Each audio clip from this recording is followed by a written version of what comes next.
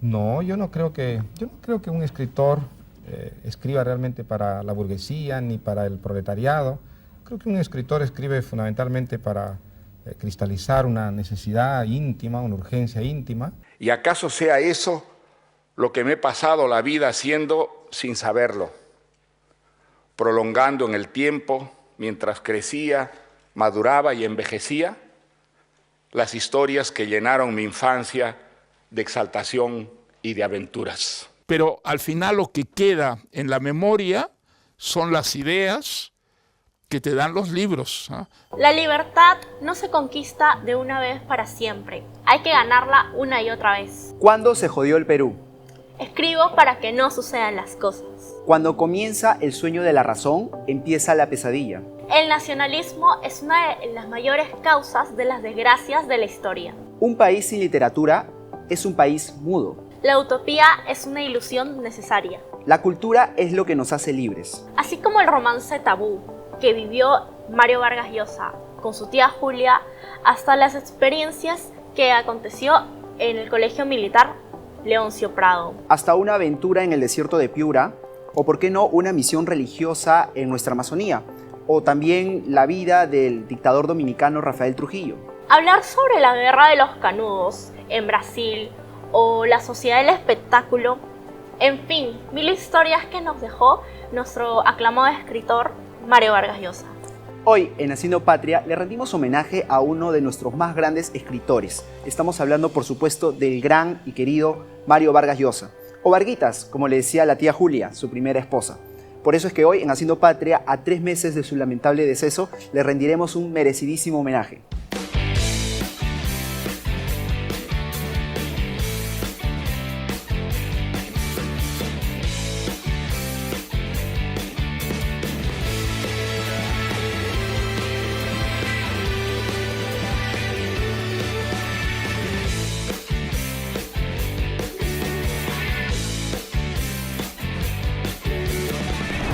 El 13 de abril, en Barranco, falleció nuestro premio Nobel Mario Vargas Llosa a los 89 años de edad, dejando como legado sus obras, novelas, escritos, ensayos, artículos, un ejemplo de perseverancia y disciplina. Sin duda alguna, su pérdida se ha resentido a nivel mundial. Por supuesto, acá en el Perú hemos sentido con gran dolor esa enorme pérdida que he sentido, pero te cuento, Brigitte, que hace unos días leía una columna de una periodista guatemalteca, Alejandra Osorio, y escribió una columna con una frase que realmente me hizo reflexionar.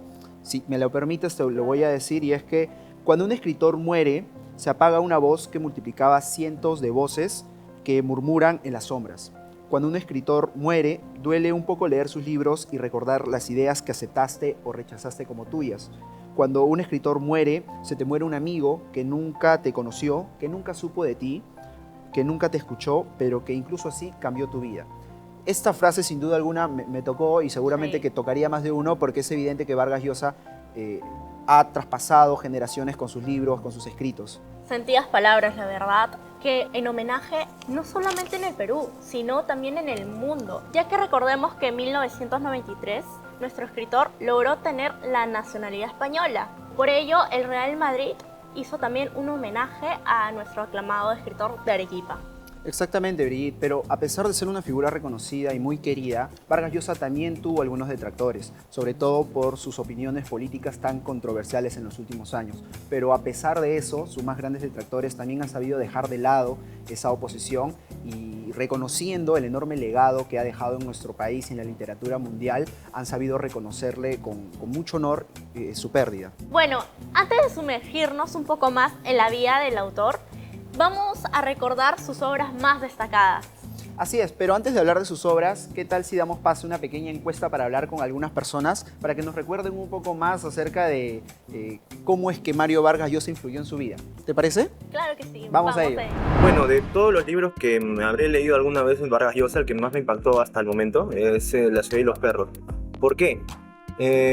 Hay una forma en que él siempre agarra momentos de su vida pero él no se incluye, solo agarra los momentos, como por ejemplo lo que es su vida militar, lo que era en el Leoncio Prado, tengo entendido, y lo usa como que agarrando los recursos que él vivió y que hasta ahora en el momento se siguen no viendo. A mí me gusta la obra literaria de Mario Vargas Llosa, La ciudad y los perros, porque habla de su pasado y de cómo llevó su vida, ¿no? Su vida total, desde cómo sufrió desde la militancia. Pero yo te podría hablar del último que he leído, que se llama El héroe discreto. Más que nada porque habla sobre un tema que actualmente es un tema que nos choca a nosotros los peruanos, que es el tema de la extorsión. Y también la manera en la que lo cuenta Vargas Llosa interconecta personajes de sus libros anteriores, en este reciente. Es una forma muy sutil, ¿no? Que es muy de su estilo. Y es por eso que creo que es la que más me ha impactado, y la que me puedo recordar que me ha impactado en el sí. Yo leí La ciudad y los perros, un famoso libro de Mario Vargas Llosa, y da la coincidencia que pude estudiar en el Colegio Militar Leoncio Prado, donde se sugiere que se vivió estas experiencias. Desde mi parte, lo recomiendo, pero como literatura. No todo lo que sucede ahí es realidad. Se mantienen algunas tradiciones castrenses, pero no todo es realidad, es ficción. Mi libro favorito de Mario Vargas Llosa es Los cachorros y los jefes. ¿Por qué?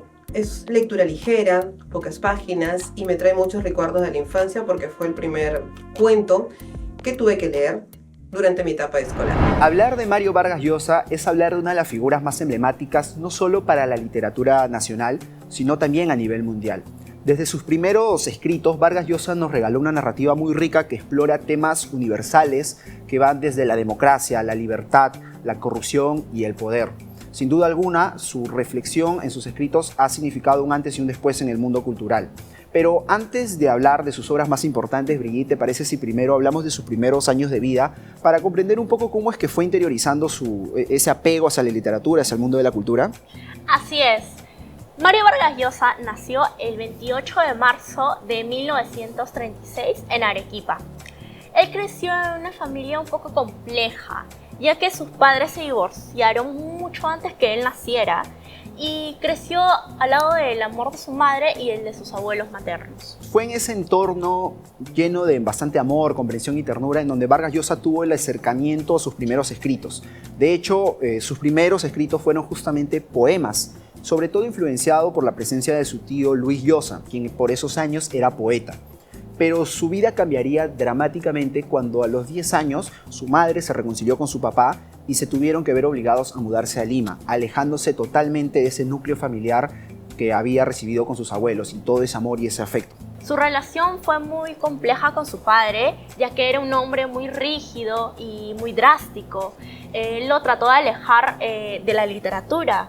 Por eso logró inscribirlo en el Colegio Militar Leoncio Prado. Pero a raíz de sus experiencias, él pudo hacer su primera novela, La ciudad y los perros, donde narra un poco más de su historia en este colegio. Claro, exactamente. De hecho, La ciudad y los perros, lo que fue su primera novela, es una crítica al sistema militar peruano. Fue publicado en el año 1963 y nos expone y nos abarca más o menos lo que tiene que ver con el balance entre el poder y la deshumanización a los jóvenes cadetes.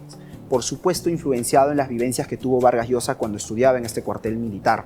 Sin duda alguna, La ciudad y los perros lo catapultó su carrera a nivel internacional, pero también lo consolidó como una de las voces más importantes durante la época. Y eso fue solamente el comienzo. 3 años después, en 1966, elaboró La Casa Verde, donde contaba un poco más sobre los lugares acá en Perú y en diferentes épocas. Ahí se destacó crear personajes muy complejos y muy difíciles. Exactamente, pero si hay una obra a la que todos consideran sin duda alguna como su obra cumbre, la más importante de todas y la que seguramente casi todos han leído, se trata de Conversación en la Catedral. Esta novela, publicada en el año 1969, es un retrato sobre tiempos de corrupción y el empobrecimiento moral durante épocas de dictadura, sobre todo basada en las vivencias que se ocurrieron durante el gobierno del entonces presidente Manuel Odría. A través de sus personajes, Vargas Llosa nos invita nuevamente a reflexionar sobre política y sobre cómo los tiempos crispantes en una dictadura pueden influenciar en los ciudadanos. Una obra muy monumental, sin duda. Con más de 50 años como escritor, hizo más de 20 novelas, como Pantaleón y las visitadoras, o La tía Julia y el escribidor. Recordemos un poco que él llevó una relación con su tía Julia Urquidi. Pero Vargas Llosa durante aquellos años también fue consolidado como una de las figuras más importantes de un movimiento latino muy importante, que fue el boom latinoamericano. Brigitte, ¿por qué no nos comentas más acerca de qué era este movimiento cultural? El boom latinoamericano fue un movimiento literario muy aclamado en su época por la parte en Europa, ya que se destacaron los escritores muy jóvenes como Mario Vargas Llosa, Gabriel García Márquez, Julio Cortázar, Carlos Fuentes. Pero Mario Vargas Llosa no solo ha sido un gran narrador y un contador de historias excepcional. De hecho, más allá de su vida como literato, también ha tenido una vida política bastante activa. Empezó cuando aún era muy joven, cuando era apenas un estudiante, cuando estaba en la Universidad Mayor de San Marcos. Integró inicialmente algunos movimientos políticos y sociales con cierto corte comunista y socialista, aunque luego con el paso del tiempo fue cambiando radicalmente de ideas hasta pegarse más a algunos ideales liberales y demócratas. De hecho, su más grande ambición política se dio en el año 1990, cuando a través del partido Fredemo postuló a la presidencia contra Alberto Fujimori en una contienda electoral que ha quedado para la historia. Por supuesto perdió, pero a lo largo de toda su vida siguió continuando en su vida política en sus declaraciones públicas. Y aunque perdió las elecciones contra Alberto Fujimori, su participación fue un gran hito, ya que él no dejó de ser una voz influyente contra la política en el Perú, internacional también. Además, él siempre defendía la democracia y la libertad de expresión. Claro, de hecho siempre ha defendido esos grandes ideales, que es los derechos humanos, la libertad de que la gente se pueda expresar. Por eso es que muchas de sus obras tratan y abarcan temas tan importantes como los peligros del fanatismo, de la corrupción, de los autoritarismos. Todo su trabajo de dedicación lo llevaron a ser galardonado como el Premio Nobel de la Literatura en 2010. Este premio lo llevó a ser uno de los mayores y grandes escritores de nuestra era. En su discurso de aceptación habló mucho sobre la lengua española como vehículo para la creación de la cultura y literatura. Y el legado de Mario Vargas Llosa no se limita únicamente a sus libros. De hecho, nuestro premio Nobel ha tenido un importantísimo aporte en el mundo de la cultura y de la academia. Ha recibido condecoraciones en universidades e institutos a lo largo de todo el mundo y por supuesto sus estudios se siguen observando a nivel internacional. Sin duda alguna, nuestro gran premio Nobel ha sido un fenómeno en el campo de la academia. Y llegó nuestro momento más esperado, el momento de dar pase al invitado especial, que es un amante de los escritos de nuestro gran homenajeado de hoy. Así es, ¿quieren saber quién se trata? Pues al ritmo del personaje Pedro Camacho, el recordadísimo de la tía Julia y el escribidor, claro que sí. Vamos al ritmo de su máquina de escribir. Muchas gracias por el pase, mi nombre es Fiorella Castillo y hoy, continuando con el homenaje de Mario Vargas Llosa, vamos a recordar y reflexionar sobre el impacto que ha tenido dentro de la literatura peruana. Hoy contamos con la presencia de Hugo Coya, un escritor y periodista peruano quien en sus obras retrata y rescata a aquellos personajes que han sido olvidados por la historia y combina de una manera muy enriquecedora el rigor del periodismo junto con la profundidad de la narrativa. Muchas gracias, Hugo Coya, por estar presente con nosotros y hablar sobre este tema tan importante y tan enriquecedor que es la literatura de Mario Vargas Llosa. No, muchas gracias por la invitación, un afectuoso saludo para ti y para toda la comunidad de la UPN que nos sigue a través del programa y más aún agradecido de la ocasión de poder hablar de un gran escritor como Mario Vargas Llosa, ¿no? Sí, y desde tu punto de vista, esta pérdida que hemos tenido, ¿cuán grande crees que es para dentro de la literatura peruana e internacionalmente? Bueno, yo creo que es innegable que Mario Vargas Llosa fue, digamos, el mayor literato que ha dado la literatura peruana, ¿no? En el sentido de su trascendencia internacional, ¿no? Es cierto que la literatura peruana ha tenido muchos y muy buenos escritores y los tiene, pero Mario Vargas Llosa, no solo porque haya ganado el premio Nobel, que es la máxima de galardón que se le puede dar a un escritor, sino por la trascendencia de sus obras en el extranjero, ¿no? Mario escribió muchas cosas que retrataron nuestro país, que mostraban diferentes facetas, denunció varias cosas que están mal en nuestra sociedad, y yo creo que ese aporte es innegable. Pero fuera de todo eso, para los escritores, para muchos escritores, ha sido un ejemplo a seguir, ¿no? Un ejemplo en términos literarios, cómo escribir, cómo redactar, cómo presentar, cómo novelar historias y muchas veces del cotidiano, ¿no? Sí, su impacto cultural ha sido muy fuerte. Y además, ¿cree que la partida de Mario va a cerrar totalmente el ciclo del boom latinoamericano? ¿O cree que puede haber algún sucesor? Bueno, definitivamente el boom latinoamericano, que fue una creación en realidad, ¿no? Que era este grupo de escritores que en un periodo determinado de tiempo, que tenían además origen latinoamericano, se congregaron en una parte del mundo, especialmente en Barcelona, España, y donde sus obras trascendieron, y no solo en la lengua española, sino en diferentes idiomas. Es toda una generación, una generación que ha ido partiendo, y Mario ha sido uno de los últimos en que nos ha dejado, ¿no? Pero su herencia evidentemente va a permanecer a lo largo de la historia, no solo por lo que ya hizo, sino por la influencia que ha tenido con otros escritores mucho más jóvenes que él, ¿no? Claro, sí. De todas maneras, el boom latinoamericano por su contexto es algo irrepetible, pero de todas maneras tenemos escritores peruanos que... Sí, es cierto, como todo momento, hay que ver, la literatura en español no era tan conocida fuera de las fronteras de nuestro propio idioma. El público de otras lenguas desconocía, porque era muy raro que algún escritor que escribiese en español pudiera ser traducido a tantos idiomas como fueron los escritores del boom. Entonces eso ha sido muy importante para las letras hispanoamericanas, pero también ha sido muy importante para el conocimiento de nuestra realidad hacia el resto del mundo, ¿no? Claro, y yendo más o menos por su experiencia, sabemos que se encontró con Mario Vargas Llosa y lo exhortó y lo motivó a continuar con el trabajo que hace, que es escribir la no ficción. Sí, bueno, yo había publicado en mi primer libro, que es justamente el que nada acá, Estación Final, lo había publicado sin mayores pretensiones, ¿no?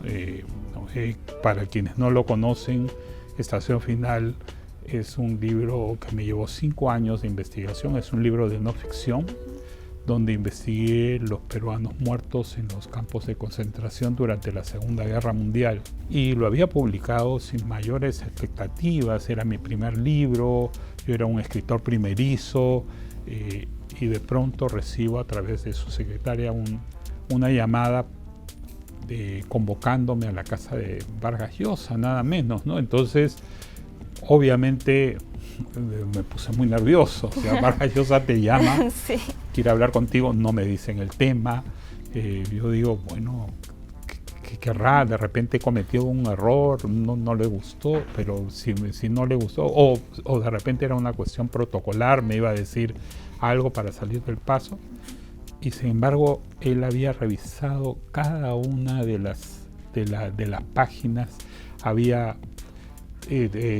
encontrado cosas que yo mismo no me había percatado de la forma en que yo había redactado.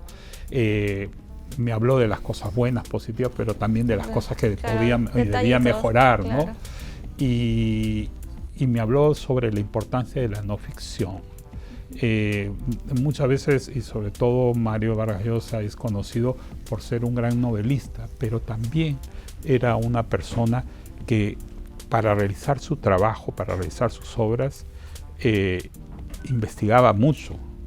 O sea, ninguno de sus libros se sentó, se encerró en su casa y los comenzó a escribir. Detrás de eso había toda una labor de investigación, de conocer exactamente los personajes, los que se convertirían después en personajes cuando escribía, y me habló de muchos autores, de la importancia de la no ficción, del hecho de que en el Perú, por ejemplo, sobre todo cuando salió Estación Final, había muy pocos. Si tú ibas a las librerías peruanas en general, casi no había libros de no ficción. Era una cosa rara, mientras que en otros países como España, como México, como Argentina, como Colombia, como el mismo Chile, la literatura de no ficción muchas veces compite, no digo de igual a igual, pero con un mayor número de libros en las librerías. En el Perú, en ese momento sobre todo, era muy raro encontrarte un libro de no ficción escrito por un escritor peruano, ¿no? Y él me instó a seguir escribiendo, a persistir, a seguir indagando, y eso para mí fue muy, muy importante, ¿no? Por eso cuando partió Mario, se lo sentí mucho, sobre todo porque de alguna manera, no voy a decir que fue mi padrino, porque no lo fue. Yo ya escribía mucho antes, yo era periodista, pero de alguna manera me dio algunas pautas, algunas guías que me ayudaron a perfeccionar o a mejorar y a eliminar un poco las imperfecciones que yo había tenido en mis relatos iniciales, ¿no? Claro. De todas maneras es una motivación para querer continuar. Por supuesto. ¿Y qué enseñanza se puede extraer de Mario Vargas Llosa para los jóvenes escritores? Yo creo que mucho, ¿no? Muchas enseñanzas. La primera es la disciplina. Si uno quiere ser escritor, si uno quiere ser periodista, hay que recordar que Vargas Llosa inicialmente era periodista. O sea, se inició como periodista y luego incursionó en la literatura, y es la disciplina. Mario Vargas Llosa era una persona que se levantaba en la mañana, tomaba desayuno, se preparaba, pero tenía un horario rígido todos los días para escribir. O sea, era un trabajo, no era un hobby, no era un pasatiempo, no cuando tengo tiempo, sino... Y la otra cosa es que siempre tuvo un vínculo con los jóvenes. Siempre Mario buscaba reunirse con gente más joven, escucharlos, aprender de ellos, porque los jóvenes también tienen muchas cosas. Entonces, siempre dialogó con diferentes generaciones. Eso es muy importante. Y el tercer aspecto, yo creo que la forma en que él retrata muchos aspectos de la realidad peruana y latinoamericana no tienen, digamos, no tienen comparación con nadie. O sea, hechos muy fuertes, ¿no? Muy fuertes. Yo siempre digo en mis libros que se pueden decir cosas muy profundas con palabras muy simples. Y Mario Vargas Llosa convirtió eso en un arte. Sí, he visto que algo que rescato mucho de Mario Vargas Llosa es que utiliza sus propias vivencias para poder escribir sus libros. Por supuesto. Claro. O sea, mezcla algunas cosas, no en todos los libros, porque hay, por ejemplo, El sueño del Celta, o sea, pues se traslada a este héroe británico que vivió en nuestro país, que luchó que denunció las arbitrariedades y el colonialismo, ¿no? En la selva peruana, o Pantaleón y las visitadoras, ¿no? Pero también hay pues otra, La ciudad y los perros, que es su propia vivencia. Entonces hay una mezcla en las obras de Vargas Llosa que son muy interesantes, ¿no? Cada libro es, digamos, un mundo distinto, ¿no? Sí, son mundos distintos. Y mirándolo más o menos como figura de los medios, ¿cómo ha percibido el tratamiento mediático que ha tenido Mario Vargas Llosa? Muchas veces ha sido cuestionado dentro aquí del Perú, pero muy reconocido internacionalmente. Bueno, una persona con una trayectoria tan larga y tan amplia y con tantos premios, evidentemente tiene la parte literaria, de la cual estamos hablando, pero también hay su posición política. Y esa posición política hay que recordar que Mario comenzó como una persona de izquierda, que simpatizó con la Revolución Cubana, luego giró hacia la derecha, y eso evidentemente generó mucha gente que lo apoyaba y mucha gente que lo rechazaba, ¿no? Por sus posiciones políticas, y es inevitable. O sea, las personas no solo, o sea, un escritor también tiene una posición política o puede tener una posición política. En el caso de Vargas Llosa, equivocada, ¿no? Tuvo esta posición de izquierda y pasó a la derecha, y eso generó que mucha gente que de alguna manera lo seguía también por sus afinidades políticas se desencantara de él, ¿no? Y recibiera las críticas. El otro aspecto de él es cuando decide incursionar en la política para postular como candidato a la presidencia. Cuando tú incursionas en política, evidentemente vas a tener gente que te quiere, que te apoya, pero gente que te odia, gente que te critica, que te rechaza, que no está de acuerdo contigo. Entonces, eso yo creo que también forma parte de la biografía de una persona tan importante en nuestra historia, ¿no? Pero lo hace también más rico, lo hace un ser humano con sus contradicciones, con sus bondades, con sus defectos, ¿no? O sea, no podemos hablar solo de literatura, también tenemos que hablar de las contradicciones y de esta posición zigzagueante, digamos, en términos políticos, ¿no? Claro. ¿Y cree que este cambio de ideologías ha influido en cómo los peruanos leemos a Mario Vargas Llosa? Yo creo que los peruanos lamentablemente no somos un país que reconozca mucho a los grandes, ¿no? O sea,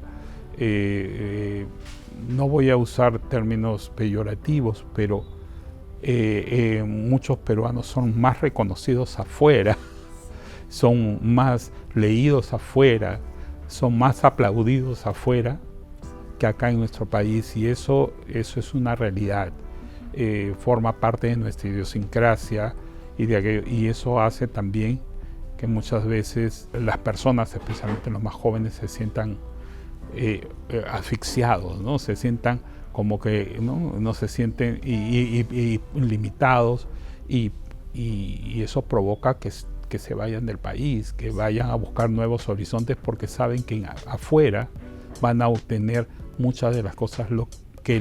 Sí, tienes el mérito de todas maneras. Y hablando más o menos de surgir en el Perú, ¿cree que es realista tener a un nuevo Vargas Llosa, algún escritor peruano que vaya por ese camino? Yo creo que no debería serlo. Yo creo que buscar otro Vargas Llosa, yo creo que deberíamos buscar otros caminos. O sea, no se trata de imitarlo. Yo creo que el Perú es lo suficientemente rico para tener otro tipo de escritores con otros talentos, con otras virtudes, y que también consigan el reconocimiento internacional. Claro. O sea, Vargas Llosa tenía un estilo que yo creo que es singular, una forma de escribir y percibir la realidad muy distinta, pero también fue hijo de la coyuntura que le tocó vivir, de su generación. Entonces, pedir pues a la generación X, Z, ¿no? O sea, que alguien de ellos aspire a ser Vargas Llosa y que lo imite, sería no solo injusto, sino que no sería realista. Yo creo que el mundo ha cambiado, hay redes sociales, hay otras formas de comunicación, hay la inteligencia artificial, entonces el mundo es distinto, no es el mismo mundo que le tocó vivir a Mario en ese periodo que vivió, ¿no? Sí, y actualmente ¿cree que el Perú ha homenajeado de manera a la altura de la trayectoria que ha tenido Vargas? Yo creo que no, yo creo que ha sido mezquino, Es cierto que la familia pidió cuando falleció una ceremonia privada, digamos, un funeral privado. Entiendo a la familia, conozco a algunos de su medio, conozco a algunos de sus hijos, con los cuales tengo una relación muy cordial, muy cercana, pero creo que aún así, y después digamos, respetando el pedido de Mario, después se debió hacer mucho más de parte del Estado, del gobierno, por reconocerlo, por agradecerle todo lo que había hecho. Es cierto de que los homenajes no necesariamente tienen que ser un día, continúan, hay muchos simposios, hay muchas presentaciones. Estuve yo hace poco presentando mi libro en la Feria del Libro de Bogotá en el mes de mayo, y la feria que ya había sido convocada, que ya está realizando la Feria del Libro de Bogotá, que es una de las mayores ferias del libro de América Latina, decidió inmediatamente, tuvo noticias de la partida de Mario, dedicarle toda la feria, y no había evento donde no se hablara de Mario, a pesar de que eran escritores de diferentes países, españoles, colombianos, argentinos, había varios premios Nobel, europeos, asiáticos, y aún así siempre se rindió homenaje. Y o sea, uno como peruano llega y tenías la imagen de Vargas Llosa distribuida por todo el campus de la feria, hablando de sus libros estaban muy destacados, ¿no? Sí. Y entonces eso te enorgullece por un lado, pero también te hace reflexionar. Nosotros en el Perú no hemos hecho eso. Yo espero que esta próxima Feria del Libro de Lima, que comienza en unos días, entusiasmo por recordar a Mario Vargas Llosa. Volviendo a usted como escritor, a lo largo de toda su carrera ha mezclado la parte periodística, de investigación, junto con la parte de la narrativa. ¿Usted cree que es más fácil escribir ficción, no ficción? A ver, yo creo que no es ni más fácil ni más difícil. Y yo creo que ambos géneros son muy difíciles. La diferencia que hay, yo solo tengo, dos libros donde me he tomado algunas libertades, y por eso le llamamos novela. El hecho incluso de insertar algunos aspectos que sean ficción, que sean parte de mi imaginación, es un trabajo muy laborioso, muy difícil, donde además, porque aunque ya se ha dicho y suena a cliché, a frase hecha, ¿no? El ser escritor o el escribir es una labor solitaria. Entonces tú puedes pasar días, semanas, de hecho meses, años escribiendo, si sumas todo. Y luego cuando presentas un libro, tú no sabes, es como, imagínate lanzar una botella al mar con un mensaje dentro de la botella. Tú no sabes si va a llegar al otro lado, al otro día. No sabes si el lector, del posible lector, el espectador o la persona que va a leer tu libro, si lo va a recibir o no primero, si se le va a gustar y si lo va a entender. Y muchas veces entiende de manera distinta a como tú, ¿no? Tú escribiste de una manera y después de pronto, ¿no? Y me ha pasado, por ejemplo, algunos booktubers, ¿no? De pronto veo algunos párrafos de mis libros destacados o algunas frases, como si fueran frases memorables. Y yo en ese momento que los he escrito, no los he escrito diciendo, voy a escribir una frase memorable que todo el mundo recuerde. Pero para esa persona, para ese lector, esa frase tuvo un significado especial porque de repente le había sucedido algo parecido en su vida, porque conectó con sus sentimientos, porque sintió algunas cosas que, ¿no? Y eso le ayudó a que esa frase se fijara, ¿no? Sí,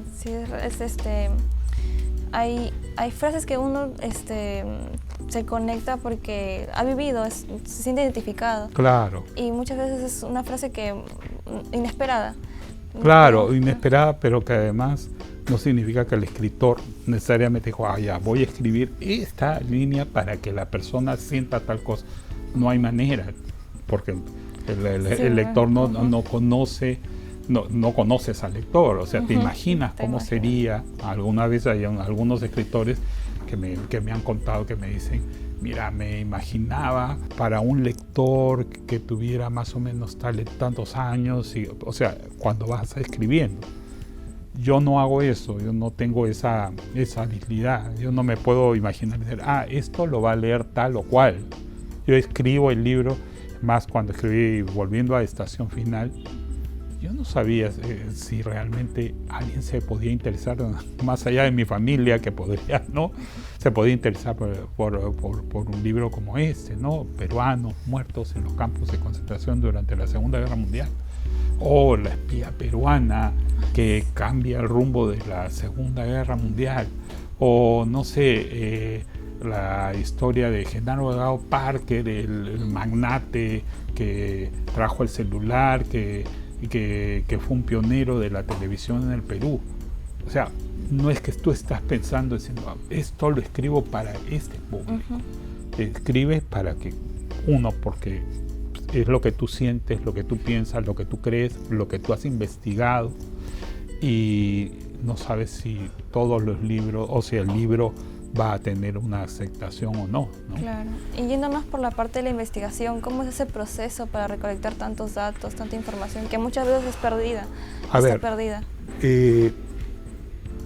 Yo te debo decir una cosa, Fiorella. Para mí mis libros son la constatación de mi propia ignorancia. ¿Cómo así? Yo antes de escribir, investigo, ¿no? Es cierto, pero comienzo porque no sé nada sobre el tema. No es porque yo sea un experto y que digo, he escrito libros, ¿no? Tengo un libro que publicó el Fondo Editorial de la Universidad Católica, que es un libro de El periodista y la televisión. Bueno, es un tema especializado, pedido por la universidad, ¿no? Un concurso de investigación, pero los otros libros son a partir de un hallazgo, un dato, y ese dato me despierta mi curiosidad, y a partir que despierta mi curiosidad comienzo a investigar, a indagar, y yo mismo me comienzo a sorprender, ¿no? Digo, wow, ¿cómo ocurrió esto? ¿Qué pasó? ¿De dónde? ¿Qué? Entonces me involucro más, profundizo más, y cuando ya tengo yo una cantidad de información muy grande, muy grande, en ese momento digo, bueno, esto debo compartirlo. Claro. Y ahí es donde comienzo a redactar, presento a la editorial y bueno, sí le digo. Por eso atrae bastante la atención. Y ya para finalizar, es una pregunta final, una pregunta que les hacemos a todos los invitados de Haciendo Patria, y es, para usted, ¿qué significa hacer patria?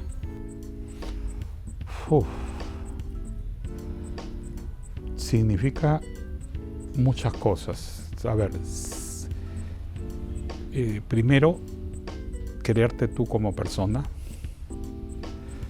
Dos, no solo enorgullecerte de lo que eres, sino ser orgulloso de lo que tienes, de lo que logras.